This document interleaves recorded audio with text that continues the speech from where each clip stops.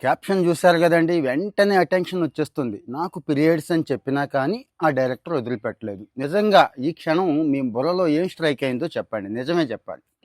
అంటే ఇది main stream media అండి. మెయిన్ స్ట్రీమ్ మీడియా అంటే కొన్ని కోట్ల మంది ఫాలోవర్స్ ఉన్న వాళ్ళు కూడా ఇదిగో ఇలా రాస్తున్నారు అన్నట్టు. అక్కడ విషయం తక్కువను, ఈ దరిద్రం ఎక్కువ. ఇక యూట్యూబ్ థంబ్‌నెయిల్స్ అయితే ఇక చెప్పక్కర్లేదండి. ఆ సినిమా హీరోయిన్ ఆ రూమ్‌లోకెళ్ళి ఏం చేసిందో తెలుసా?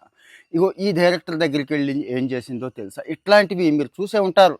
దయచేసి అంటే నేను చెప్పాను కదా! బ్రెయిన్ రాటు, బ్రెయిన్ ఫాగ్ ఇలాంటి చాలా సమస్యలు ఈ మధ్య వచ్చేస్తున్నాయని చెప్పి ఇగో ఇదే కారణం అండి.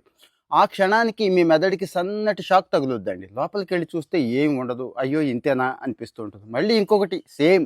మళ్ళీ ఇంకోటి, మళ్ళీ ఇంకొకటి. రోజుకి 100, 150 షాకులు మీకు తగులుతున్నాయనేది తెలుస్తుందా మీకు? సో, అంటే దాని నుంచి బయటకొచ్చేయండి. వీలైతే అన్‌ఫాలో చేసేస్తే బెస్ట్ అని నా ఉద్దేశం. సరే సబ్జెక్ట్‌కొచ్చేస్తున్నాను. పైన చూపించిన హీరోయిను పార్వతి తిరువోతు అనే ఆవిడండి. ఆవిడ ఆ విషయం గురించి కాదసల. వేరే విషయం, ఇంపార్టెంట్ విషయం చెప్పింది. అది ఇప్పుడు ఈ పండగ సందర్భంగా నేనెందుకు చెప్తున్నానంటే, ఇప్పుడు అమ్మలు, అమ్మమ్మలు అందరూ పెద్దవాళ్ళు కూర్చుంటారు కాబట్టి, ఆడపిల్ల విషయంలో మనం చాలా పొరపాట్లు చేస్తూ ఉంటామండి. స్కూల్లో సెక్స్ ఎడ్యుకేషన్ చెప్పట్లేదు, అది ఇది ఇవన్నీ తర్వాత. అమ్మలు, అమ్మమ్మలు మాత్రమే. నేను మళ్ళీ చెప్తున్నాను. ఇంక తప్పదనుకుంటే తండ్రులు, ఇంక వేరే వాళ్ళు ఎవరు వద్దండి. దయచేసి చెప్పాలి. ఆమెకు ఎదురైన అనుభవం ఏంటంటే, ఒక రైల్వే స్టేషన్‌లో వెళ్తున్నప్పుడు ఎవడో గుర్తు తెలియని వెధవ చెస్ట్ చాలా ఇబ్బంది పెట్టాడని చెప్పి, ఆ పెయిన్ తట్టుకోలేక డాక్టర్ దగ్గరికెళ్తే అక్కడ ఇంకొక ఇబ్బంది ఎదురైందని చెప్పి చెప్పిందండి. నాకసల చాలా కాలం ఈ బాధతో అంటే అది ఉండిపోద్దండి. ఆడపిల్లల్లో గుర్తుంచుకోండి 12, 13 సంవత్సరాల ఆడపిల్ల అంటే ఆలోచించండి ఒకసారి.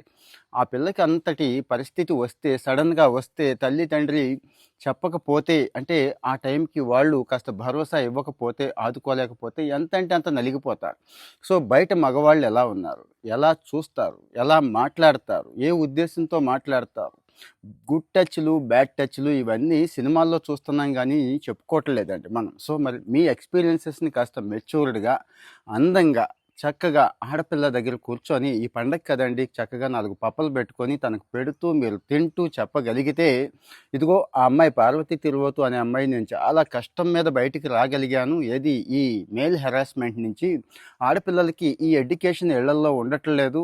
లక్కీగా తర్వాత నేను బ్యాచిలర్ అయ్యి కొంత రూమ్‌మేట్స్ వగైరా వీళ్ళ సపోర్ట్ తీసుకొని బయటపడగలిగాను అని చెప్పి స్వయంగా ఆ స్టేజ్‌లో ఉన్న హీరోయిన్ చెప్తోందంటే, మన ఇళ్లల్లో ఆడపిల్లలకి ఇబ్బంది రాదు, దాచేద్దాము, ఎవడికి కనపడకుండా చేసేద్దాం అనేది మన వల్ల కాదు. మీకు తెలుసు. కానీ ఫేస్ చేయడం ఎలా? వచ్చిన దాన్ని రిసీవ్ చేసుకోవడం ఎలా? దాని నుంచి తప్పించుకోవడం ఎలా? నిలబడడం ఎలా? వదిలేయటం ఎలా? పట్టించుకోకుండా ఉండటం ఎలా అనేది ఇవన్నీ నేర్పాలి కదండీ! కామెంట్‌లో మీ ఒపీనియన్ చెప్పండి. ముఖ్యంగా మీ ఇంట్లో ఆడవాళ్ళు, పెద్దవాళ్ళకి షేర్ చేయండి.